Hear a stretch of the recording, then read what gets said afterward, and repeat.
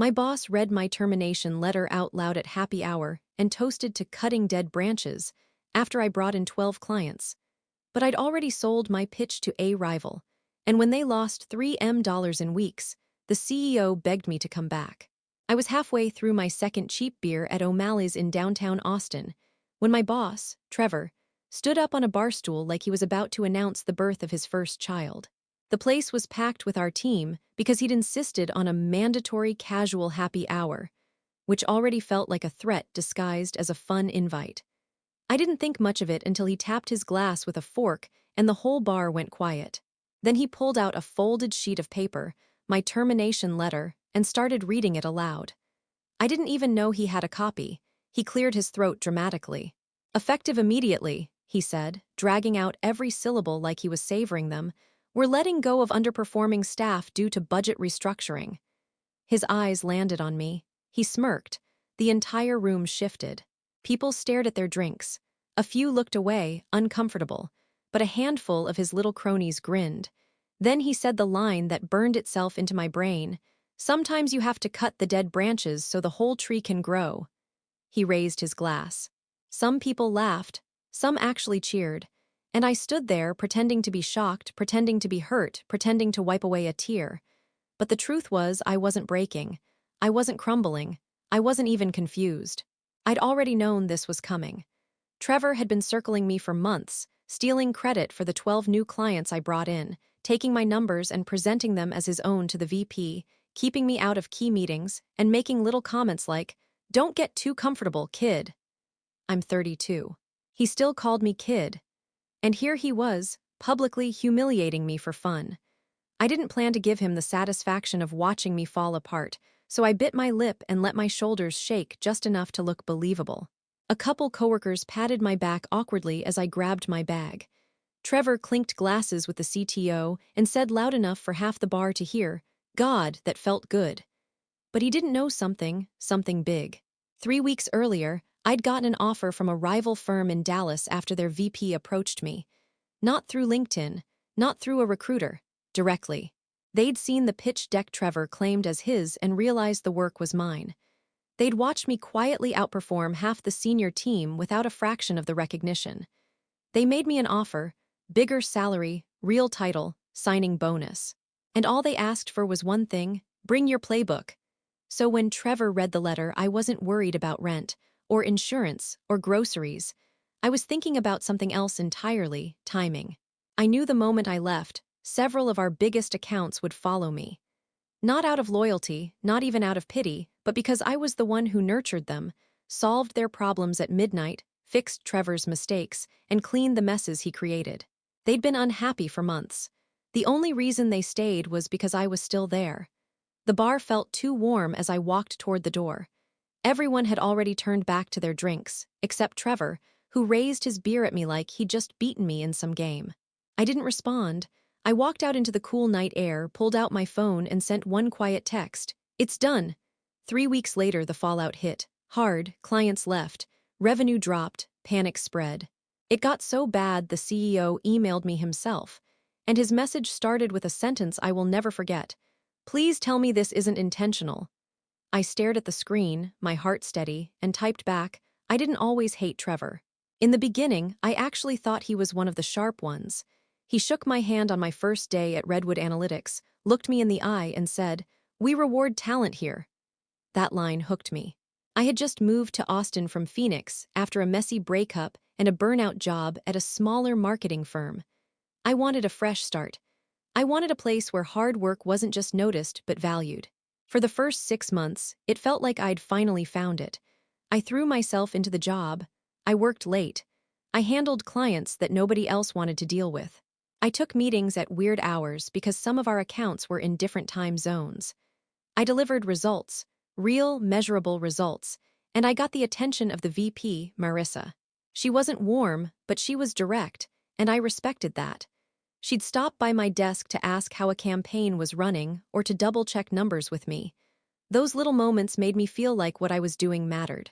And maybe that's why I didn't notice Trevor's shift at first. He was the director of accounts, technically my boss, but not someone I interacted with much early on. He mostly stuck with the senior team, the ones who had been there a few years. But when my accounts started outperforming everyone else's, he suddenly took an interest in me. He started inviting me to strategy sessions, just the two of us, where he'd ask a lot of questions about what I'd done, how I approached certain clients, what language I used in proposals. He framed it like mentorship. It took me longer than I'd like to admit to realize he was mining me for ideas. Then came the first big red flag, a quarterly meeting where he presented my pitch deck, word for word. Even the color scheme I'd chosen at 2 a.m. because I couldn't sleep. He didn't mention me once, not even in passing. I sat there frozen while he talked about his strategy. Everyone nodded along. Marissa even said, "This is strong work, Trevor." He didn't correct her. He just nodded. After that, things shifted fast. Suddenly, I wasn't invited to certain client calls. A few accounts were quietly reassigned. He started giving me growth opportunities, which was basically busy work, the type they give interns. I told myself it was temporary. Maybe he was overloaded. Maybe it was some weird team restructuring. Then the second red flag hit. An email from a major client asking me why Trevor had told them I was being phased out. I stared at the screen for a long time that day. I confronted him privately. He brushed it off, called it a misunderstanding, said clients hear things wrong all the time. He smiled the whole time, tight and fake, and I remember thinking there was something empty behind it. But I kept my head down. I needed the job. I just signed a new lease. I still had student loans. I convinced myself to ride it out. Then came the turning point, the moment everything snapped into place. Our biggest prospect at the time, a Fortune 500 tech company, asked for a proposal. I spent 2 weeks crafting it. Trevor didn't touch a thing. Then he took it to the VP and said he'd built it with his team. His team, not me. That was the night I realized I needed an exit plan. I didn't know it yet, but the day he stole that deck was the day he set his own trap. And I was already learning how to pull the rope.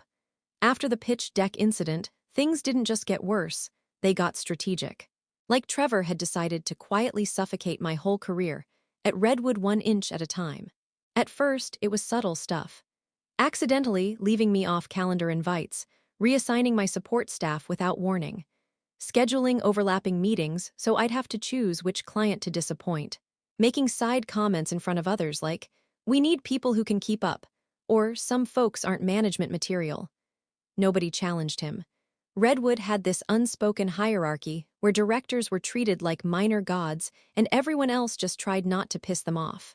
And Trevor, he had a loud voice and the kind of fake confidence corporate dudes worship.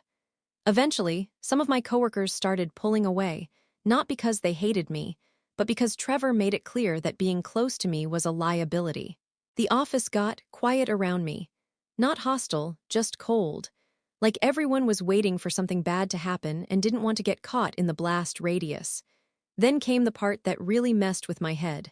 Clients started reaching out asking why their invoices looked different, why the tone of our responses had shifted, why Trevor was suddenly inserting himself into calls he'd never been part of. They trusted me. They didn't trust him. And he hated that, so he doubled down. Emails I never wrote were sent from me. Meeting summaries I didn't draft were attached to threads with my name at the top. He started CCing the VP on things that made me look sloppy, wrong numbers, missing attachments, odd wording. I kept proof of everything.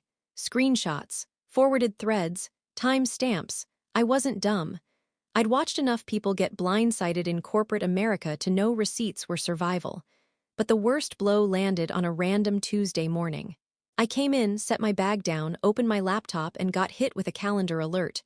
Performance review mandatory. Conference room D 10 minutes. No warning, no prep, just a meeting that smelled like a setup. Trevor was already in the room when I walked in, leaning back in his chair, arms crossed. The HR rep, a woman named Julia who always looked like she regretted her entire career path, sat across from him with a folder in front of her. They went through this rehearsed little speech about inconsistencies, client complaints, communication issues, all delivered in soft, corporate voices like they were reading condolences at a funeral. I realized what was happening right away. It wasn't a review, it was documentation.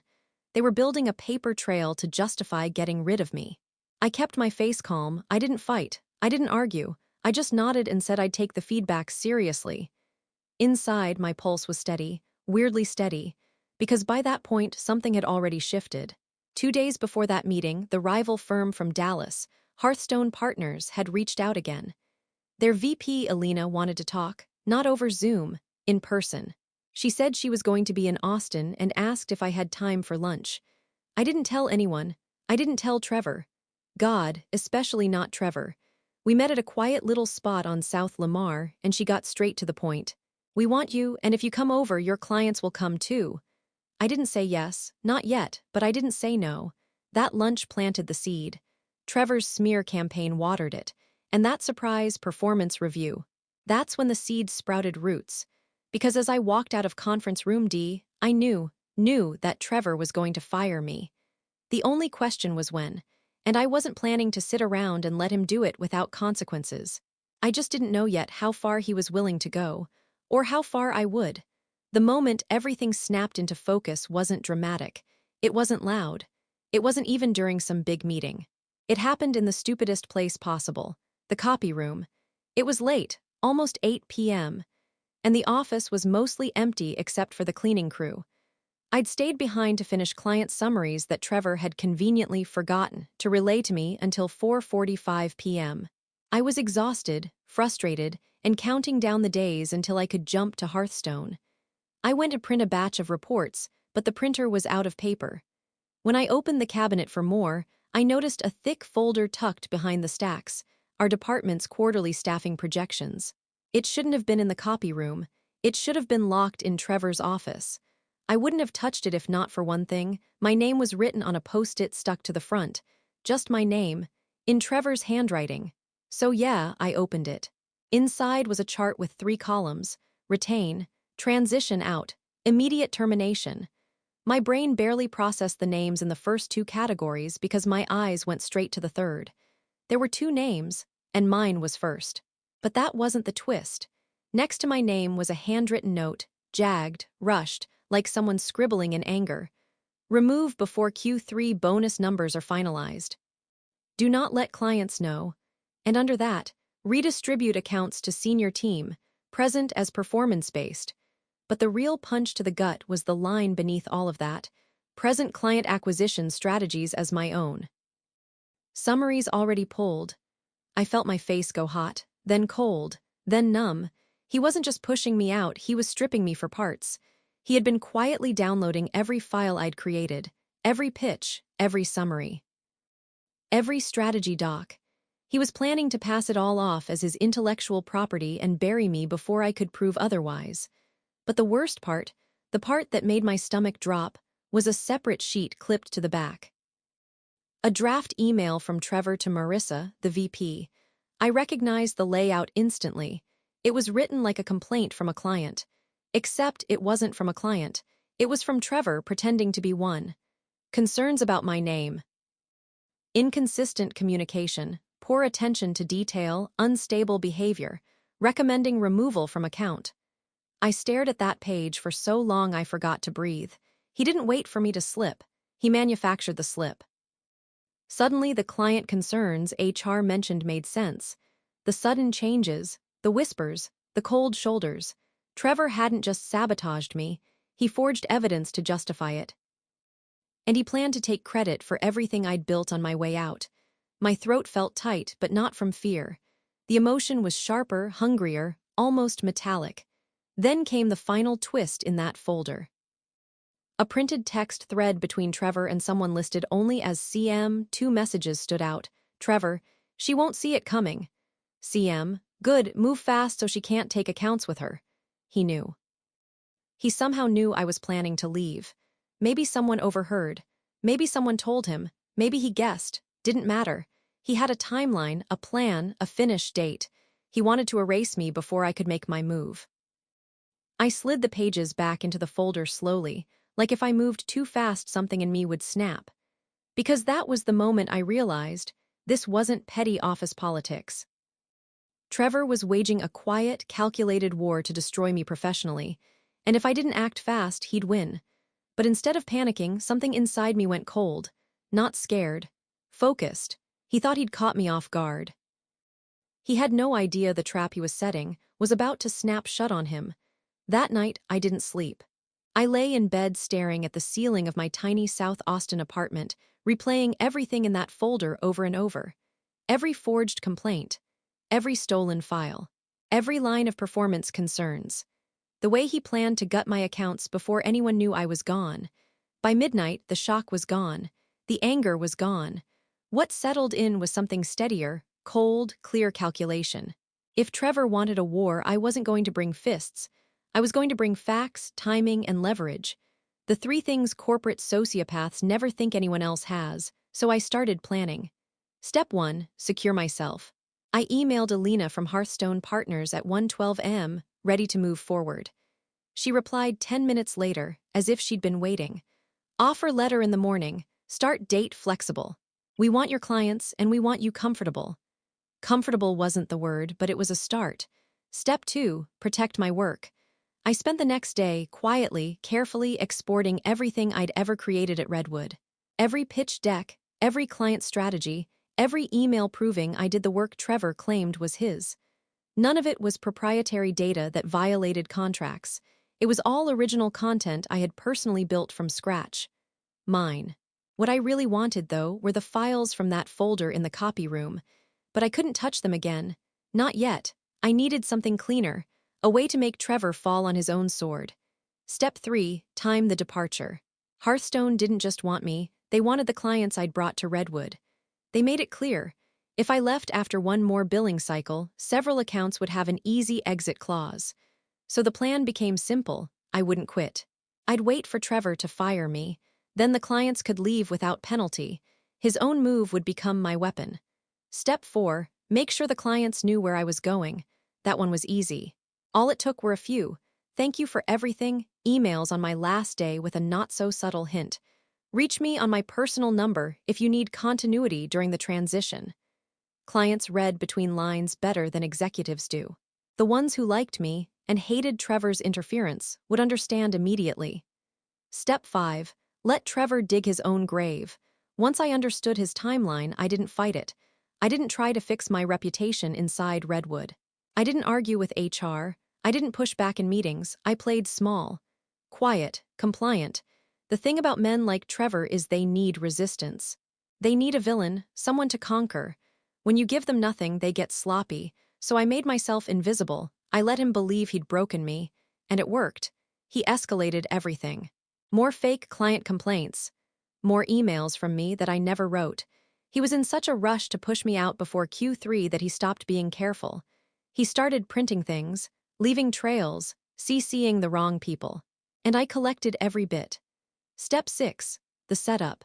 2 days before the happy hour where he humiliated me, I left my lunch in the break room microwave so I'd accidentally walk in on Trevor arguing with Marissa about headcount. He didn't notice me, but I noticed one thing. He had the staffing projection folder in his hand. Marissa didn't look convinced about cutting me. She even said, "She brings in revenue." The timing is bad. And Trevor snapped back, "She won't be a problem for long." That's when I knew he was rushing. And rushed people make mistakes. I didn't know exactly what would happen at that happy hour. But I knew he'd do something public, something stupid, something emotional. Because he needed the win. And as long as he acted first, everything that came next would be legal, clean, and devastating. By the time he climbed onto that barstool with my termination letter, I already had my new contract signed, my evidence sorted, and my clients ready to walk the moment his signature dried on my exit paperwork. He thought he was cutting a dead branch. He had no idea he was chopping down the trunk. 3 days after Trevor read my termination letter at O'Malley's, I was settling into my new desk at Hearthstone Partners in Dallas when Alina walked over with a look I couldn't read. Not angry, not worried, something else, something sharper. "We need to talk," she said, my stomach tensed. I followed her into a small glass room that overlooked the street. She shut the door, sat down, folded her hands, and said, "We got a call from Redwood's CEO." My pulse jumped. I expected anger, maybe accusations, maybe threats. What I didn't expect was the next sentence. "He wants to hire you back." I blinked. "What?" He said it was a mistake. He asked if you'd be open to a conversation. I laughed out loud, too loud. Alina didn't laugh with me. Then she leaned forward and said, "He also said something else. Something you need to hear."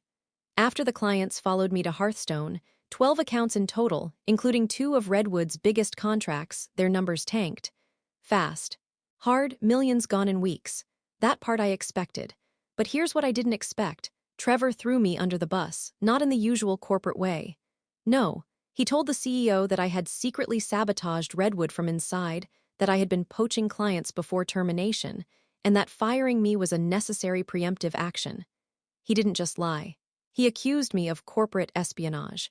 He told the CEO I had planned the mass client departure months in advance. He claimed I hacked internal drives. He even said he believed I manipulated and threatened clients. And he did this after he publicly humiliated me, after he mocked me in front of the whole team, after he read my termination letter like it was a comedy set. He tried to frame me as a criminal. Elena slid her tablet across the table.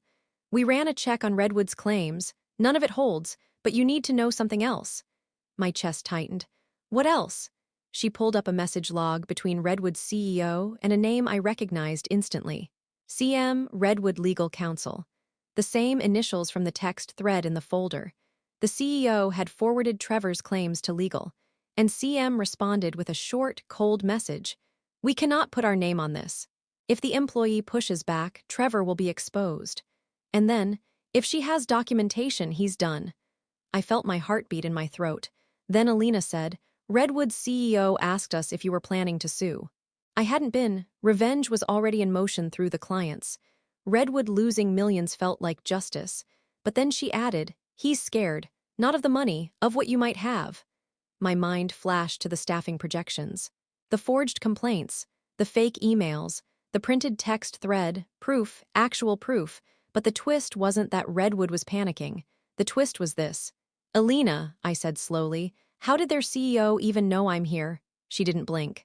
Because Trevor told him, he figured you'd come to us. He said you were predictable. Predictable, predictable. A cold heat rose in my chest, because in Trevor's mind, he was still in control. He still believed he could spin this.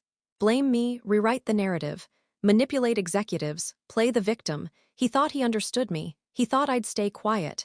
Then Elena handed me a printed email from Trevor, sent to the CEO at 2:14 am. Half panicked, half furious. She's dangerous. She plans things, she manipulates people. This is her fault, not mine. My fault, the same woman he humiliated, the one he discarded like trash, the one he tried to erase. And then Elena said the part that flipped everything upside down. Trevor called us directly. He tried to get us to retract your offer. My throat went dry. He what? He claimed you were unstable and a legal liability. He even tried to send us evidence, fabricated, obviously, fabricated evidence. He was still trying to end me, even after everything, even after losing millions, even after every client walked. He wasn't done. But here's the part that made my skin go cold. Elena said, we recorded the call, and you're going to want to hear what he said. I didn't know it yet, but what Trevor revealed on that call wasn't desperation. It was motive. And it changed everything. Elena pressed play. At first all I heard was office noise, papers shifting, someone coughing. Then Trevor's voice came through the speaker, tight and wired, like he'd been awake for 2 days straight. Listen, he said, you need to understand something about her. I felt my jaw clench. Her, not my name, never my name. He continued, she didn't just take clients, she's been planning this. She's been after my job since the day she got here. Elena glanced at me, shaking her head slowly. Just wait, she whispered. The recording crackled as Trevor kept talking. You don't know what she's like. She smiles in your face and works around you behind your back. She tracks everything. She memorizes things. She watches. People like her, they're dangerous. Dangerous. The same word he'd used in the email. But then his tone shifted darker, lower, almost vibrating with something poisonous. She did the same thing at her last company, he said. My stomach dropped. That's a lie, I said quietly. Elena nodded. I know, but Trevor wasn't done. She got close to another director, gained his trust, then turned on him. Took credit for everything he built. Got him pushed out. She pretends to be this hardworking underdog, but she's calculated. She studies people. She uses them. And I'm not letting her do it to me. My chest tightened. Because that wasn't just a lie. That was a projection. Trevor was describing himself. But his voice grew faster, shakier, almost frantic. I saw the signs early. She goes above and beyond, but only so people rely on her. That's how she gets leverage. That's how she takes power. She waits. She collects information. She makes people trust her and then she flips it. The room felt smaller. The air felt heavier. Trevor kept spiraling. I'm telling you, she was going to undermine me. She was building relationships with clients behind my back. She was setting me up. She was trying to make herself indispensable so she could edge me out. Then he said the line that made Alina pause the recording because my hands had started shaking. I wasn't going to let her do to me what my mentor's protege did to him. These people, they're all the same. They smile, then they steal your whole career. I stared at the frozen waveform on the screen. What does that even mean? I whispered. Alina resumed the recording.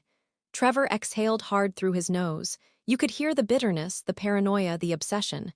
People like her, he said. They don't get to win. You have to crush them before they crush you. You have to get ahead of them. You have to make sure they don't have time to fight back.